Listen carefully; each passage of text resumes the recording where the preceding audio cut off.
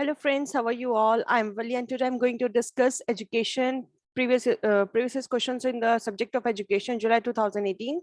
So in the previous lesson, in the previous session, we have completed part 1 and top 5 questions we have completed. So today's we are starting from the question number 6. So there is a match the following. There is 2 sets given, form of causation and the metaphysical entities.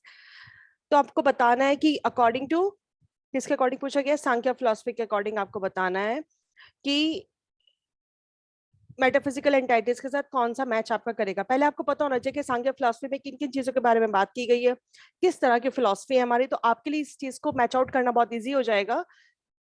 थोड़ा सा इसका एक brief introduction दे देती हूँ मैं सांख्य philosophy का, कि जो सांख्य फिलॉसफी है वो डुअलिस्टिक रियलिज्म की बात करती है। डुअलिस्टिक का मतलब दो अल्टीमेट रियलिटीज, जैसे कि प्रकृति एंड पुरुषा की बात इसने की है सांख्य फिलॉसफी ने। प्रकृति क्या होता है? आपका नेचर, और आपका पुरुषा क्या है? ये आपका self, purusha. It maintains the plurality of purusha, जिसे हम सेल्फ बोलते हैं, and the existence of matter, material की बात की गई है, इसलिए इसको प्लूरलिस्टिक फिलॉसफी भी कहते हैं।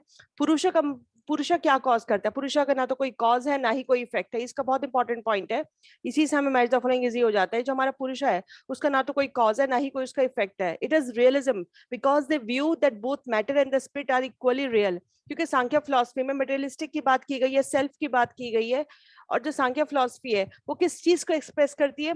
पुरुषा को, नॉन सेल्फ जिसे हम बोलते हैं, प्रकृति को, क्योंकि वो एक नेचर की बात करती है। ये दोनों जो है एक दूसरे से बिल्कुल डिफरेंट है, इसलिए इसको डुअलिस्टिक रियलिज्म कहा जाता है, क्योंकि दो चीजों की बात करती है, दो रियलिटीज की बात करती है।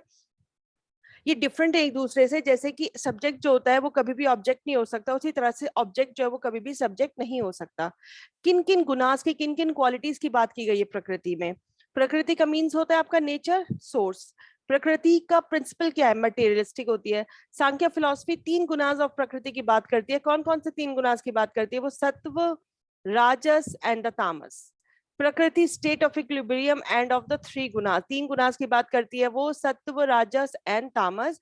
और जो गुना है, गुना मींस इसका मतलब क्या होता है? Quality, attribute. इससे प्रकृति क्या कॉज करती है? प्रकृति सिर्फ कॉज करती है, जबकि पुरुषा क्या करता है? पुरुषा का ना तो कोई कॉज है ना ही कोई इफेक्ट है, लेकिन प्रकृति का क्या है? सिर्फ कॉज है।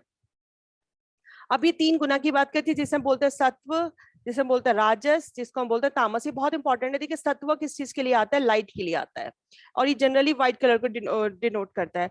सत्व एक एलिमेंट है, प्रकृति है प्रकृति का, जो कि नेचर ऑफ प्लेजर जिसे हम कह सकते हैं, लाइट कह सकते हैं, ब्राइट और illuminating, the tendency towards conscious manifestation in the senses, the mind, the intellect, the luminosity of the light, and the power of reflection in a mirror or crystal are all due to the operation of the element of sattva in the constitution of things. जिन जिन चीजों में सत्व present होगा, उन चीजों में light होगी। वो इसी चीज का प्रतीक है, लाइट का, सेंसेस का, माइंड का, इंटेलेक्चुअल। जो आपका लाइट है, जो इल्यूमिनेशन है, उन चीजों को रिप्रेजेंट करता है। जैसे फायर का जलना, वेपर्स का ऊपर आना, सत्व बिलीव करता है व्हाइट पे, उसके अपोजिट आता है सत्व के जस्ट अपोजिट होता है हमारा तामस। तामस क्या होता है? ये पैसिविटी, नेगेटिविटी, बिल्कुल इसका अपोजिट। इसका कलर क्या होगा? ब्लैक होगा। सत्व का कलर क्या होगा? आपका व्हाइट होगा। ये बिल्कुल सत्व के अपोजिट है, क्योंकि ये हैवी है, लेजीनेस है और ड्राउजीनेस है। ये प्रोड्यूस करता है ignorance, darkness and leads to confusion and bewilderment। तन मंत्रास फॉर्म करता है कॉजेशन को, इसलिए तन मंत्राज में क्या आता है? Both cause and effect. जो आपके तन मंत्राज हैं वो हमेशा बोथ कॉज एंड इफेक्ट आता है उसके अंदर। अब राजस जो है, राजस क्या करता है? एक्टिविटी करता है, principle of activity in things, इसलिए इसका कलर क्या है? रेड। ये एक्टिव है, मोबाइल है, स्टिमुलेशन है।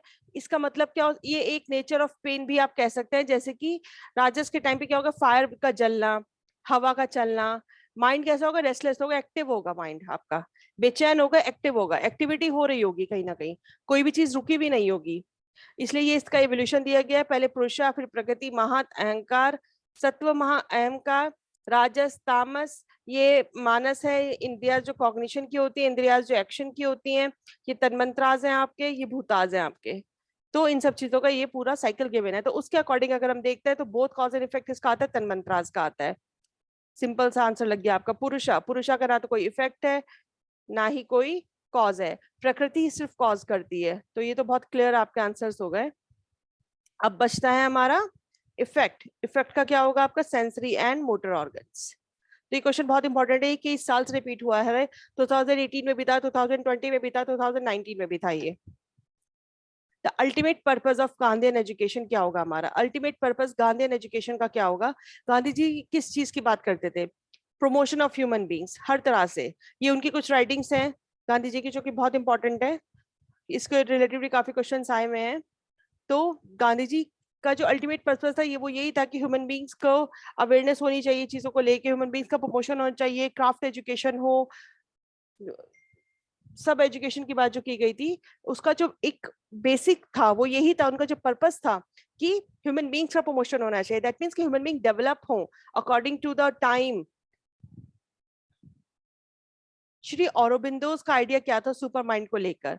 तो इसका भी हम एक थोड़ा सा पढ़ लेते हैं औरोबिंदो की फिलॉसफी में, कि जो औरोबिंदोस का कंसेप्ट था योगा का इज नॉट दैट ऑफ सन्यासी, सन्यासी नहीं था उनका, who turns away from life in order to turn towards the God, and the yoga is for the ordinary man while he carries on his worldly pursuits। ये योगा के बारे में बहुत बात करते थे, इंटीग्रल एजुकेशन की बात ये करते थे। इनके हिसाब से जो इंटीग्रल एजुकेशन थी वो ट्रू एजुकेशन थी according to Shri Aurobindo, is not only spiritual but also rational. That means logical, logical बात करते थे, ये कोई स्पिरिचुअल बात नहीं करते थे, वाइटल फिजिकल। मतलब इंटीग्रल एजुकेशन को इन्होंने एक्सप्लेन कैसे किया था कि आपका जो जितने भी मतलब आपकी सारी एक्टिविटीज अच्छी, 5 प्रिंसिपल की बात की थी एक्टिविटीज ऑफ ह्यूमन बीइंग की, कि फिजिकली आप फिट हो, वाइटली आप फिट हो, मेंटली आप फिट हो, साइकोलॉजिकली आपकी सोच अच्छी हो, स्पिरिचुअली मींस आपकी जो स्पिरिट है, आपकी जो अंदर का जो एक सेल्फ है, वो सब चीजें बिल्कुल आपकी क्रिस्टल क्लियर होनी चाहिए। एजुकेशन जो कि कंप्लीट होगी, कॉम्प्लीमेंट्री होगी एक दूसरे के साथ। आपकी जो एजुकेशन है वो टिल लाइफ चलती है, ऐसे नहीं कि आपने एक डिग्री ले ली और आपकी एजुकेशन खत्म हो गई। एजुकेशन जो है वो आपकी लाइफ टाइम चलती है। जो औरबिंदोस की स्कीम थी एजुकेशन की, वो 2 सेंसेस में बात करते थे कि it is integrated in the sense inculcating of all 5 aspects of the individual being, and it is integrated in the sense of being an education not only for the evaluation of the individual। ये कहते थे आदमी को educate करना है, सिर्फ evaluation नहीं, evolution नहीं होना इंडिविजुअल का। जब आदमी एजुकेट होगा, वो डेवलप होगा, तो क्या होगा? उसका भी डेवलपमेंट होगा, उसके नेशन का भी डेवलपमेंट होगा, फाइनली क्या होगा? हमारी ह्यूमैनिटी डेवलप होगी। अल्टीमेट एम जो है हमारी एजुकेशन का is the evolution of total humanity. सिर्फ एक इंडिविजुअल की बात नहीं करते हैं यहाँ पे, टोटल ह्यूमैनिटी की बात करते हैं। इस स्कीम ऑफ एवोल्यूशन में the principle of growth is unity in diversity, and unity again maintains and helps the evolution of diversity. कि जो इंडिविजुअल आपका डेवलप होगा अकॉर्डिंग टू एजुकेशन, आदमी पूरी तरह से डेवलप हो, सिर्फ उसका माइंड डेवलप ना हो, सिर्फ उसके पास डिग्रीज ना आए, फिजिकली, मेंटली, साइकोलॉजिकली, स्पिरिचुअली वो पूरा कंप्लीट। इसलिए वो योगा की बात करते थे और इंटीग्रल एजुकेशन की बात करते थे। तो according to the Aurobindo's idea of super mind किस चीज को इंप्लाई करता है? The task of a teacher is to uplift the awaken consciousness of human beings. Next है, ये पहले क्वेश्चंस आते थे, अब वैसे इस बार 2021 में काफी क्वेश्चंस आए हैं इस तरह के, तो एक बार देख लेते हैं ये कि वाला क्वेश्चन जो था इसमें जो एजे अय्यर थे वो किसकी बात करते थे? वो लॉजिकल पॉजिटिविज्म की बात करते थे। और जो आपके विटगेंस्टीन थे, विटगेंस्टीन लिंग्विस्टिक एनालिसिस की बात करते थे। बिट्रेंड रुसेल आपकी बात करते थे लॉजिकल एटॉमिज्म की। जे ई मूरे बात करते थे न्यूरलिज्म की। तो ये थोड़ा सा आप देख सकते हैं क्योंकि इस तरह के क्वेश्चंस 2021 में अब आए हैं, पहले आया करते थे क्वेश्चंस आपके। लास्ट क्वेश्चन हमारी क्लास का, which of the following will not be assented by the Indian constitution? आपको बताना है इनमें से कौन सा है जो इंडियन कॉन्स्टिट्यूशन की तरफ असेंटेड नहीं होता है। Liberty, equality, fraternity. पहले तो आपको पता होना चाहिए कि आपके इंडियन कॉन्स्टिट्यूशन में कौन कौन सा आता है। कुछ चीजें हैं, कुछ वैल्यूज हैं जो प्रेम्बल में आपके दी गई हैं, justice, liberty, equality, fraternity, unity and integrity of the nation. Justice का मतलब कि आदमी को सोशल, इकोनॉमिकल, पॉलिटिकली जस्टिस मिलना चाहिए। लिबर्टी, उसके थॉट्स में होनी चाहिए, फ्रीडम मिलनी चाहिए, एक्सप्रेशंस में उसके फ्रीडम है, बिलीफ, फेथ, आप जिस तरह की वर्शिप करना चाहे वो आप कर सकते हैं। इक्वालिटी, आदमी सब लोग जो है वो इक्वल स्टेटस के, सबके पास इक्वल अपॉर्चुनिटी है। फ्रेटर्निटी, सबकी डिग्निटी को, सेल्फ रिस्पेक्ट को मेंटेन करना है। Unity and integrity of the nation, 42nd amendment के हिसाब से ये दिया गया था कि आपको यूनिटी को और इंटीग्रिटी को मेंटेन करना है अपने नेशन की। तो आपको क्वेश्चन में क्या बताना है कि जो असेंटेड नहीं है इंडियन कॉन्स्टिट्यूशन के हिसाब से, ये सब गिवन है, ये सब भी गिवन है, डेमोक्रेटिक सोसाइटी सब अपने अपने हिसाब से वर्शिप कर सकते हैं, यूनिवर्सल ब्रदरहुड को हमें मेंटेन करके चलना है, लेकिन ये बातें नहीं कही गई हैं। तो इसके अकॉर्डिंग क्योंकि क्वेश्चन में नॉट पूछा गया है तो आंसर आपका थर्ड एंड फोर्थ आंसर हो जाएगा। तो ये था हमारा आज का lesson and thank you for your attention friends. Stay blessed and enjoy learning. In the next lesson we have soon with the next video. Thank you so much.